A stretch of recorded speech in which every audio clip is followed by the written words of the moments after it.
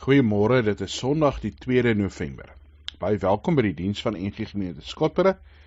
Mag jy saam met ons God se nabyheid en sy teenwoordigheid beleef. Mag jy ervaar dat hy daar is in jou lewe, dat hy ook vir jou in besonder lief het. Ons gaan vanoggend lees uit Lukas 19, vers 1 tot 10, en ons tema is disippels is onder beheer van Jesus. In Romeine 8 vers 14 sê Paulus, almal wat hulle deur die Gees van God laat lei, hulle is kinders van God. Dit is my voorreg om jou te groet, jy wat ook 'n kind van God is. Mag jy God se liefde, sy genade en sy teenwoordigheid elke dag ervaar. Vanoggend is ons tema disippels onder beheer van Jesus. En dan is die vraag wat ek wil vra, wie trek jou touwtjies? Nou, baie duidelik moet ek dit sê, ons is nie marionette in God se hand nie. Nee, God is nie besig om met ons toneel te speel en ons doen maar net wat hy sê nie. Ons het 'n vrye keuse. Maar, spreekwoordelik is daar iets of iemand wat ons touwtjies trek. Dit kan ek self wees, dit kan my bure wees, dit kan die ou wees wat voor my inry op die snelweg, dit kan God wees. Ek gaan vir ons so 'n stukkie wys van die film Inside Out nommer 2. Sommige so sy inleiding en sy advertensie. 'n Baie oulike film oor hoe ons emosies ons optrede beïnvloed. Daai ding van wie trek jou touwtjies? Wie is in beheer van jou lewe? This is Joy, coming to you live in Riley's mind. Make some noise! Sadness is in the house! It's anger! Let me at him! We gotta get our mouth guard, people! Fear! No, that's not ours! Disgust. Glad to have her on our team. Our little girl's growing up so fast. Ow. Sorry. It should be nothing but smooth sailing from... Hello? I'm anxiety. Where can I put my stuff? A new emotion! Oh, I'm sorry. We wanted to make such a good first impression. What do you mean, we? I'm Envy. Look at your hair. Oh, yeah, not happening. That's on we. On what? It's what you would call the bar down. What's your name, big fella? That's embarrassment. Welcome to headquarters, embarrassment. Oh, we're doing a fit. No. Oh, nope, going high. Oh, you got a real sweaty palm there, buddy.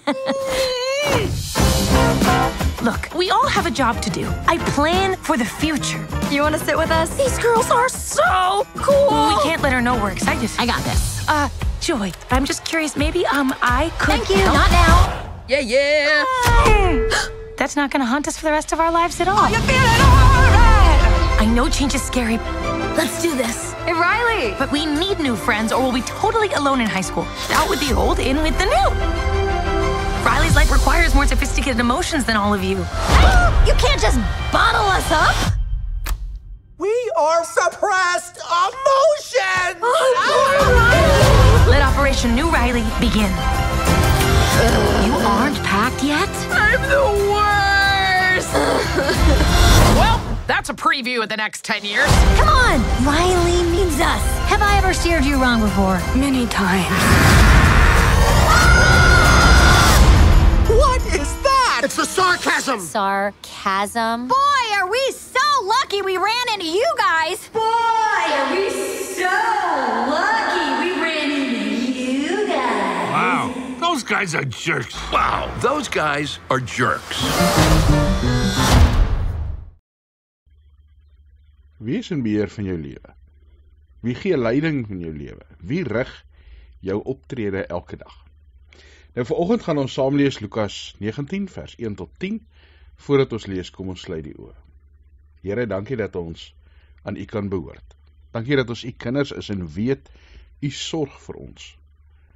Here, gee vir ons ook insig in die woord deur die Heilige Gees wat dit vir ons oopmaak. Here, maar om te hoor is dit nodig dat ons stil word. Maak ons daarom stil in ons harte. Ja, ons vrese en ons opgewondenheid, alles wat ons aandag kan aftrek, wil U dit stil maak, op die agtergrond skuif, dat ons op U sal fokus en U sal hoor. Spreek, Here, U kinders luister. Amen. Jesus het Jerigo binne gegaan en deur die stad gestap. En kyk, daar was 'n man met die naam Saggeus. Hy was 'n hooftollenaar en 'n ryk man. Hy probeer om te sien wie Jesus is, maar weens die skare nie, kon hy nie omdat hy kort was. Hy hardloop toe vooruit en klim 'n willevyeboom om Jesus te sien, want hy sou daar verbygaan. Toe Jesus by die plek kom, kyk hy op en hy sê vir hom: Saggeus, maak gou, klim af, want ek moet vandag in jou huis oorbly. Saggeus het toe haastig afgeklim en Jesus met blydskap in sy huis ontvang. Almal wat dit gesien het, het gemor en gesê: hy gaan by 'n sondige man tuis. Maar Saggeus het gaan staan en vir die Here gesê: kyk Here, ek gee die helfte van my besittings aan die armes, en ek gee van iemand iets, as ek van iemand iets afgepers het, gee ek dit 4voudig terug. Jesus het vir hom gesê: vandag het daar verlossing vir hierdie huis gekom, want ook hy is 'n seun van Abraham. Die seun van die mens het gekom om diegene wat verlore is te soek en te verlos. Hallo julle, ek is Sakkie. Ek is hier so by 'n makvyeboom. Kyk hier so die klein vytjies. Ek sien Sakkie, dis oulik. Hoekom noem jy dit 'n makvyeboom? Dis daarom as jy moet vra. Ek gaan nou vir jou vertel. Kyk hier aan die ander kant is nog hieronder. Kyk hier so, ek wys julle. Kyk daar. Ek sien. O, daar sit nog 'n klein vytjie. Ja, hier is 'n makvyeboom. Dis nie die boom waarin Saggeus geklim het nie. Nou, en wat se boom het Saggeus geklim? 'n willevyeboom en ek weet ook hoekom. Hoekom, Sakkie? Ek gaan jou nou vertel, kom ek gewys jou eers. So hierdie is 'n soort willevyeboom. Is anders as die boom waarin Saggeus geklim het. Maar ek wys julle gou, kyk gou hier. Hier so 'n stukkie tukke waarin 'n mens lekker kan boom klim. Hierdie is 'n ander soort, maar dit is dieselfde idee. En kyk gou hier. Hier is van die vytjies. Sien, dis hoe die vye lyk. En die mense het eintlik in Saggeus se tyd gepraat van 'n moerbyvytjie. Dit beteken hierdie vye is nie lekker nie. Daai ander vye wat ek vir julle gewys het, is die babetjies van regte egte vye, dis baie lekker. Maar hierdie willevyeboom se vye, mens eet dit nie eintlik nie. Kyk daar. Mens kan dit eet. Die arme mense het dit geëet. Maar mense het nie eintlik verwag dat daar iets van gaan kom nie, net so Saggeus. Hoe bedoel jy nou, Sakkie? Kom ek vat jou in en verduidelik ek vir jou. Okay. Nou maar ek luister. Goed julle, kom ek verduidelik. So, die mense het nie veel van Saggeus verwag nie. Nee, hulle het gedink, ag nee, dis 'n tollenaar. Ons kan nie dink hy gaan iets goed doen nie. En dan is dit eintlik snaaks as hy daar in die willevyeboom sit, die moerbyvytjies wat niemand eet nie. En almal kan dink, ag, wie is dit nou? Net soos wat jy nou as jy na 'n regte vyeboom toe gaan in die regte tyd, dan weet jy, ek gaan nou lekker vye kry. Niemand het gedink by die willevyeboom, ek gaan nou lekker vye kry nie. En hulle het ook nie gedink, kyk hier Saggeus, ons gaan nou lekker sien wat 'n wonderlike dinge doen Jesus met Saggeus. Niemand het dit verwag nie. Maar Jesus stop toe daar by die willevyeboom. En ek dink daar was mense wat gesê het, wat? Gaan Jesus nou van hierdie slegte vytjies eet? Want mens kan nie dit eintlik eet. Ja, jy kan, maar is nie lekker nie. En toe sien hulle, wag. Dis nog erger, hier sit 'n Saggeus. Mense so lekker gelag het en gesê, dis belaglik. Hierdie man, kyk net daar, hou verby, Jesus, hou verby. Dis wat hulle sou gedink het. Maar dis nie wat Jesus doen nie. Hy gaan kyk toe by Saggeus en die volgende oomblik sê Saggeus, wag 'n bietjie. Hy gaan nou anders te lewe. En dan sien ons, Jesus, kyk anders te na mense. Ons verwag partykeer niks goed van iemand nie. En dan sê God nee, wag 'n bietjie. Ek sien iets anders raak. Ek kom staan hier by jou.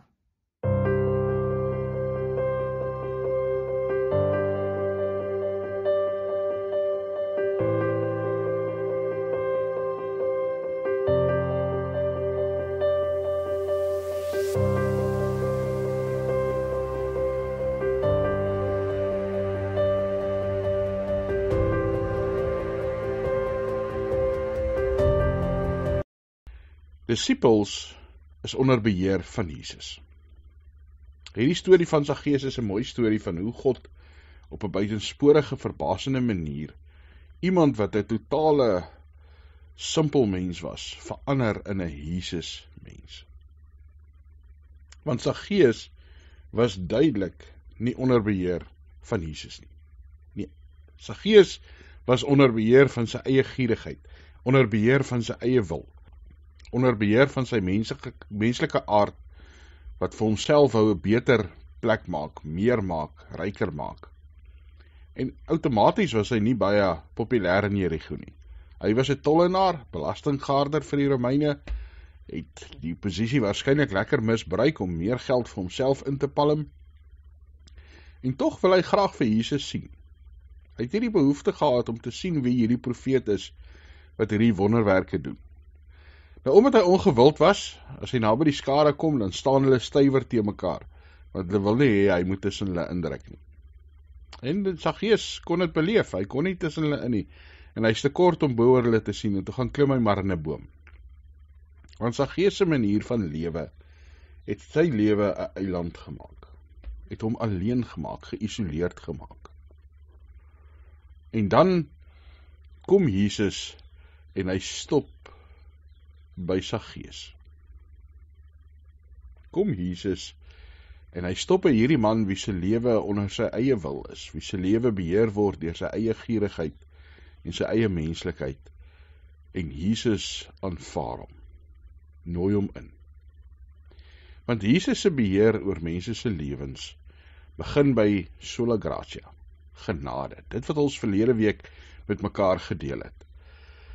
Vers 10 lees ons dit baie duidelik, die Seun van die mens het gekom om te red hulle wat verlore is.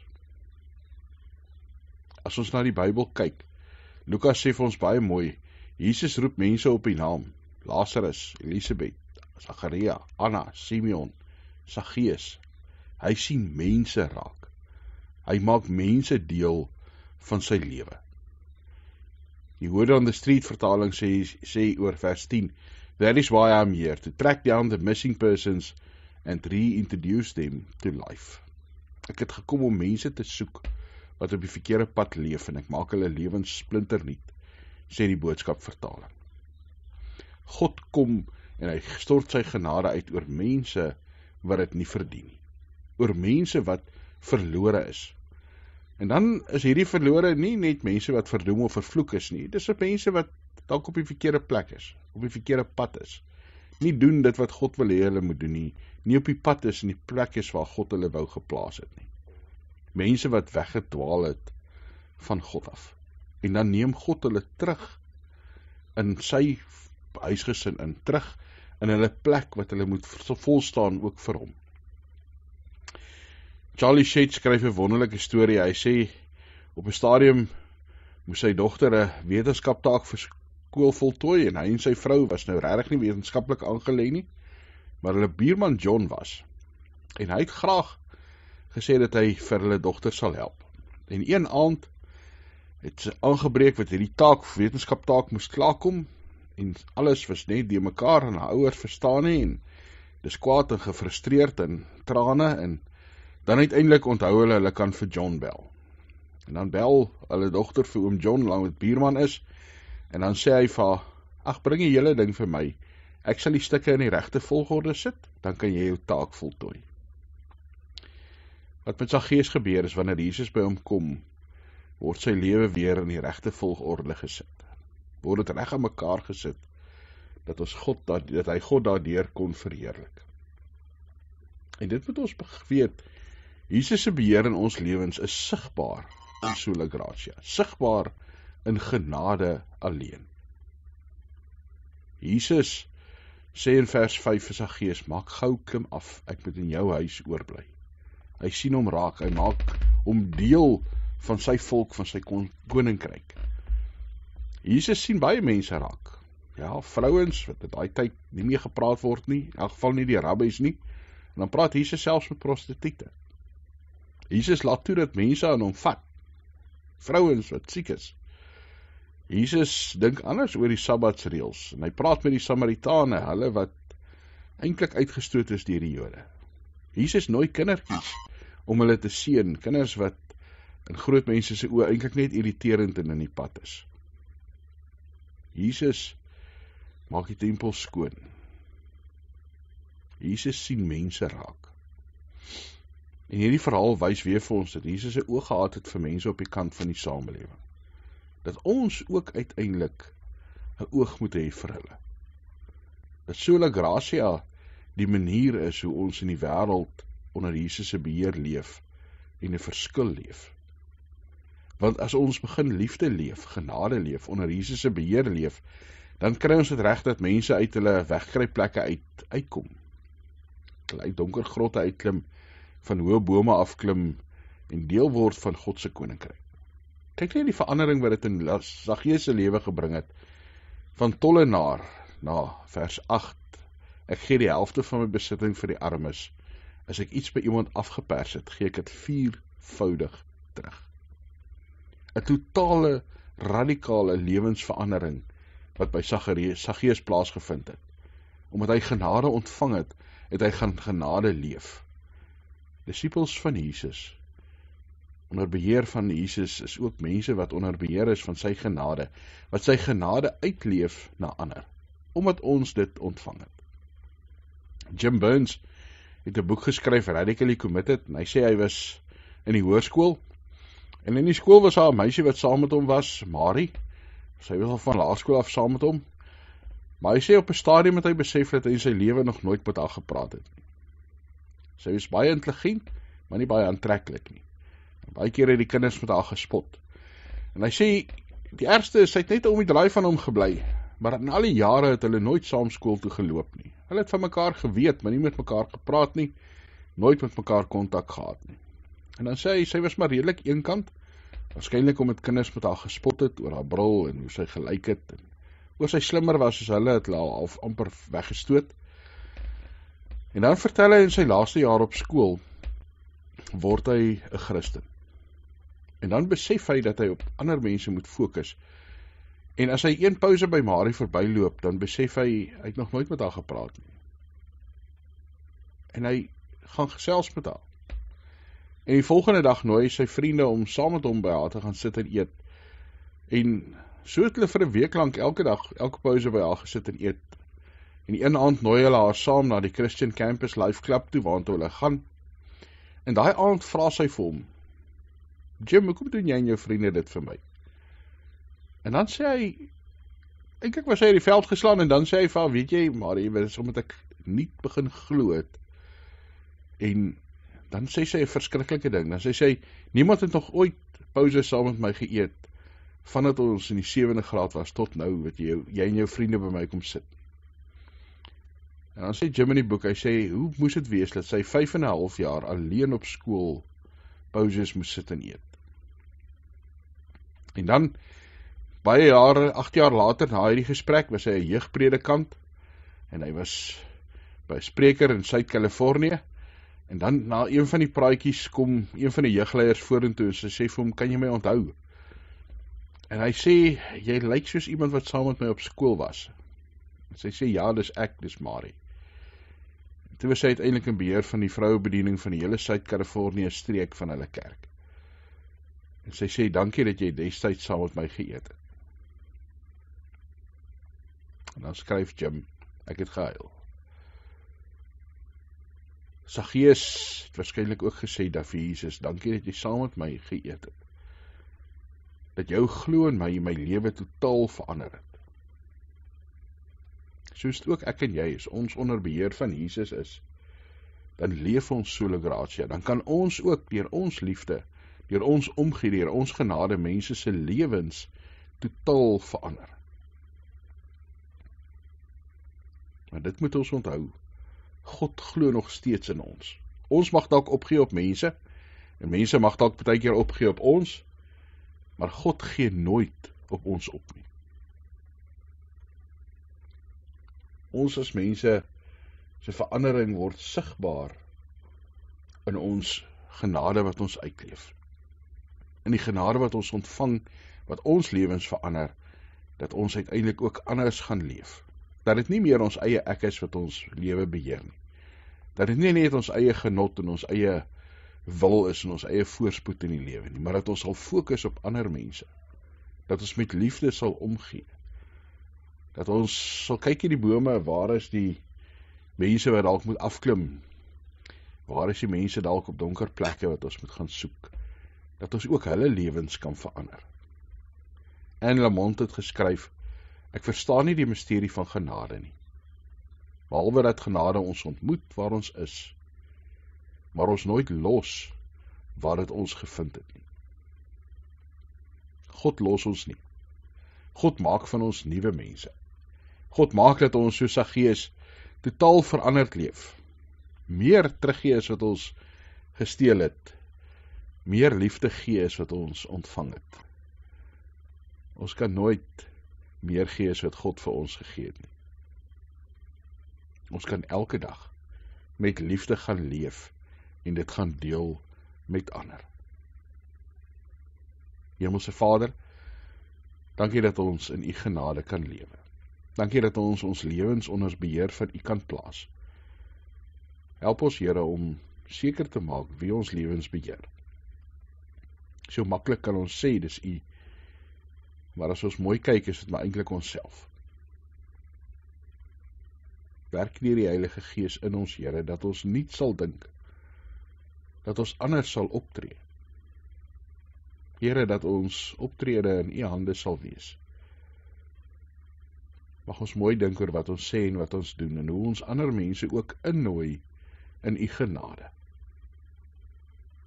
Dankie dat ons U genade kon ontvang. Maak ons ook nou draers daarvan. Here, ons bid vir ons land, en ons bid dat mense onder beheer van Jesus sal leef. Ja, Here, van ons regering, ons topleiers tot die mense wat die eenvoudigste verantwoordelikheid het. Want as ons elkeen doen wat ons moet, as ons elkeen leef vir iemand anders, sal die wêreld soveel beter plek wees. Ja, Here, en dis nie net waar van ons land en ons eie lewens en ons eie gemeente nie, dis waar van die wêreld, waar daar so baie oorloë is wat eintlik onsinnig is. Mense wat mekaar nie lewe gun nie. Dankie dat ons weet, U is die Almagtige. Dis U wat verandering bring, wat hemel en aarde in die hande vashou. Ons bid dit in Jesus Christus se naam. Amen. Mag die genade van God ons Vader, die liefde van ons Here Jesus, ja, mag die veranderende krag van die Heilige Gees elke dag by jou wees. Amen.